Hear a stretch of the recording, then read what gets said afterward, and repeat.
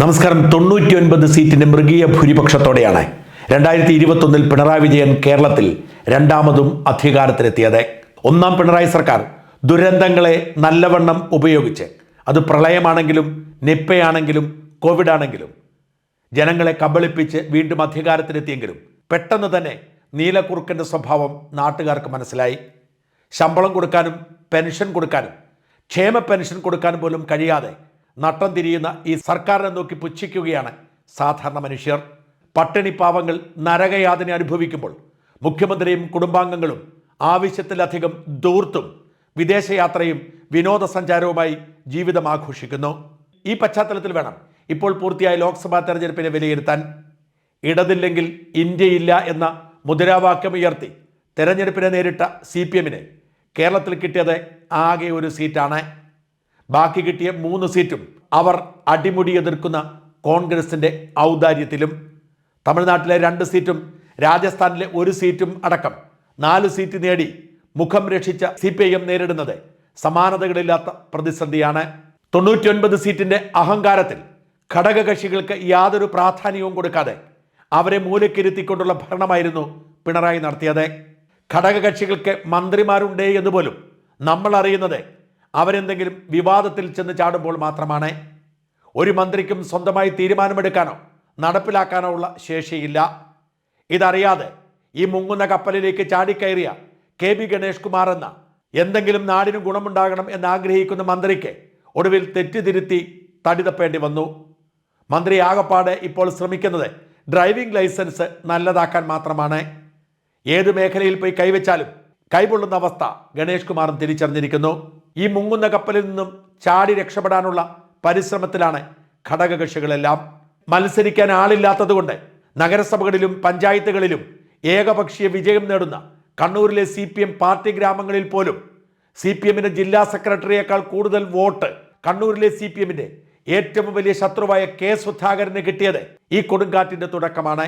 കൂത്തുപറമ്പിലെയും മട്ടന്നൂരിലെയും അഴീക്കോട്ടെയും മാത്രമല്ല, സാക്ഷാൽ പിണറായി വിജയന്റെ സ്വന്തം ധർമ്മടത്തെയും സഖാക്കൾ കൈപ്പത്തി ചിഹ്നത്തിൽ സുധാകരൻ എന്ന രാഷ്ട്രീയ എതിരാളികൾക്ക് വോട്ട് ചെയ്താൽ അറിയാം എത്രമാത്രം പാർട്ടിക്കാർ പോലും CPM-നെ വെറുക്കുന്നെന്ന്.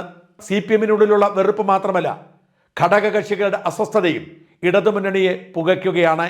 കോൺഗ്രസിന്റെ അവഗണനയിൽ മനം നൊന്ത് ഇടതുപക്ഷത്തേക്ക് ചേക്കേറി വെള്ള നിറം മാറ്റി ചുവപ്പ് നിറമാക്കിയ KM മാണിയുടെ മകൻ ജോസ് K മാണിയുടെ കേരള കോൺഗ്രസ് പാർട്ടി സമാനതകളില്ലാത്ത തിരിച്ചടിയാണ് നേരിടുന്നത്.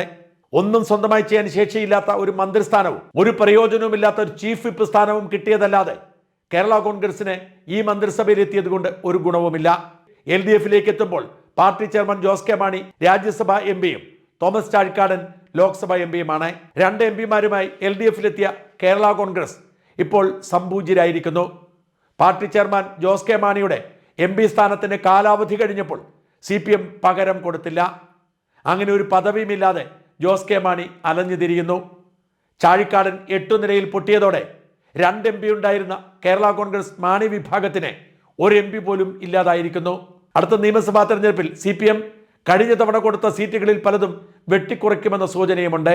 അങ്ങനെ വെട്ടിക്കുറച്ച് നിലനിൽപ്പില്ലാതാകുമെന്ന് ഭയന്നാണ് RSP ഇടതുമുന്നണി വിട്ടത്. രാജ്യസഭാംഗത്വവും നിയമസഭാംഗത്വവും ഒരു കാലത്ത് ലോക്സഭാംഗത്വവും ഒക്കെ ഉണ്ടായിരുന്ന MP വീരേന്ദ്രകുമാറിന്റെ ജനതാദൾ വീരേന്ദ്രകുമാറിന്റെ മരണത്തിന് ശേഷം മകൻ ശ്രേയാംസ് കുമാറിലൂടെ ഇടതുമുന്നണിയിലെത്തിയപ്പോഴും നഷ്ടക്കച്ചവടം മാത്രമാണ്. ആകെയുള്ള ഒരു MLA-ക്ക് മന്ത്രിസ്ഥാനം കൊടുത്തിട്ടില്ല. MP സ്ഥാനത്തിന്റെ കാലാവധി കഴിഞ്ഞപ്പോൾ അവിടേക്കും തിരിഞ്ഞു നോക്കിയില്ല. ഒരു MP-യും ഇല്ലാതെ, ഒരു മന്ത്രിയുമില്ലാതെ, ഒരു MLA കൊണ്ട് മാത്രം എന്തിന് ഇടതുമുന്നണിയിൽ കഴിയണം എന്ന ചോദ്യമാണ് മാതൃഭൂമി പത്രത്തിന്റെയും മാതൃഭൂമി ചാനലിന്റെയും ഉടമ കൂടിയായ ശ്രേയാംസ് കുമാറിനും പാർട്ടിക്കുമുള്ളത്. ഒരു മന്ത്രിയുള്ള ജനതാദൾ സെക്യുലർ ആവട്ടെ ഇപ്പോൾ BJP-യുടെ സഖ്യകക്ഷിയുമാണ്. NCP എന്ന രാഷ്ട്രീയ പാർട്ടി കോൺഗ്രസിൽ ലയിക്കാൻ പോകുന്നു എന്നാണ് ആ പാർട്ടി തുടങ്ങിയ ശരത് പവാർ പറഞ്ഞത്. അങ്ങനെ ഇടതുമുന്നണിയുടെ ഘടകകക്ഷികളെല്ലാം എങ്ങനെയെങ്കിലും മുങ്ങുന്ന കപ്പലിൽ നിന്നും ചാടിയിറങ്ങാനുള്ള വെപ്രാളത്തിലാണ്. കോൺഗ്രസ് കൈകൊടുത്താൽ ലീഗ് കുറച്ച് സീറ്റ് വിട്ടുകൊടുക്കാൻ തയ്യാറായാൽ ഇവരെല്ലാം കൂട്ടത്തോടുകൂടി UDF-ലേക്ക് വരാൻ ഒരുങ്ങിക്കൊണ്ടിരിക്കുന്നു. പിണറായി എല്ലാം നശിപ്പിച്ചെന്നും പിണറായിയെ താങ്ങി അധികകാലം മുമ്പോട്ട് പോകാൻ കഴിയില്ലെന്നും ഘടകകക്ഷികൾ തിരിച്ചറിഞ്ഞിരിക്കുന്നു. കറകളഞ്ഞ CPM-കാർ പോലും കോൺഗ്രസിന് വോട്ട് ചെയ്യുമ്പോൾ CPM അല്ലാത്ത തങ്ങൾ എന്തിന് ഈ മുന്നണിയിൽ കടിച്ചു തൂങ്ങിക്കിടക്കുന്നു എന്നാണ് പാർട്ടി നേതാക്കളുടെ ചോദ്യം. എല്ലാം മുടിപ്പിച്ച് നാശകോടാലിയാക്കി തൻ്റെയും തൻ്റെ കുടുംബത്തിൻ്റെയും സ്വത്ത് വർദ്ധിപ്പിക്കാൻ മാത്രം ശ്രദ്ധ കേന്ദ്രീകരിച്ചിരിക്കുന്ന പിണറായിയെ താങ്ങി നിന്നാൽ തങ്ങളുടെ നിലനിൽപ്പും രാഷ്ട്രീയവും ഇല്ലാതാകുമെന്ന് ഘടകകക്ഷികളും ഭയക്കുന്നു. CPMകാർ കൂട്ടത്തോടെ BJPയിലേക്ക് ഒഴുകിത്തുടങ്ങിയപ്പോൾ തടി തപ്പാനുള്ള ശ്രമത്തിലാണ് ഘടകകക്ഷികൾ. സമാനതകളില്ലാത്ത പ്രതിസന്ധിയിലൂടെയാണ് ഇപ്പോൾ നാട് ഭരിക്കുന്ന CPMഉം LDFും നീങ്ങുന്നത് എന്നതാണ് വാസ്തവം.